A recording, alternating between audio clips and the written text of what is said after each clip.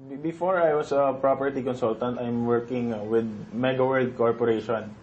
So, ginagawa ko na, nagbebenta ako ng mga condominium.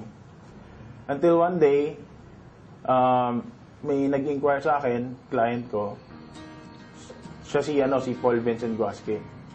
And then, he invited me for a coffee, and then diniscuss ko sa kanya yung condo na binibenta ko sa kanya. After ko siya mabenta ng condominium, he was inviting me to join his business, which is V-Mobile nga. It took me like 6 months to finally decide to join in dito sa V-Mobile. Malaking transformation na nangyari sa akin kasi before, real estate agent, nagko-commute lang din ako every day. Dito sa V-Mobile, in span of 8 months, nagkaroon ako ng 2 kotse. So dati, kami ng wife ko nag-commute. In just a short period of time, nagkaroon kami ng sasakyan. And then, in terms of financial, nag-improve din ang finances namin. Dati kasi hindi ako makabili ng damit eh. Kasi I'm a father of 2 kids. I'm supporting 2 kids. Siyempre, yung being a real estate agent, medyo limited lang yung sweldo ko. Naalala ko pa nun, I'm a man surviving 100 to 150 pesos lang a day. So, ginagawa ko, tinatsaga ako talaga. Tinatsaga ako, nag-i-incurse ako sa Ortiga, sa mga sasakyan, ng mga flyers, para magbaka sakali makabenta. Ang mapapayo ko is seek guidance from your upline.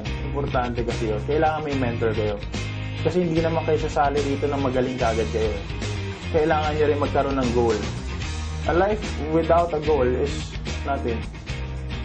Kumbaga, if you have a goal, strategize on how you will achieve that goal. And of course, lastly, huwag tayo makakalimot sa Panginoon. Kasi kahit anong ginagawa natin, kahit anong success natin ngayon, dahil sa Diyos yan. Thank you sa V-Mobile for changing my life.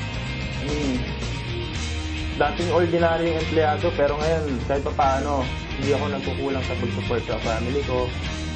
Hindi ako lahat ng bagay na gusto nila, at least ngayon napupunuan ko, hindi tulad din dati. Actually, kung hindi ako naniwala nun, hanggang ngayon wala pa rin talaga ako. So thank you rin sa mga staff ng V-Mobile, sila Sir Ismael, sila Sir Alan, for creating this kind of business. Kasi this kind of business talagang nakakapagpabago ng buhay ng tao. Yun na yung masasabi ko. Sobrang grateful ako with this company. And I will be with this company habang buhay.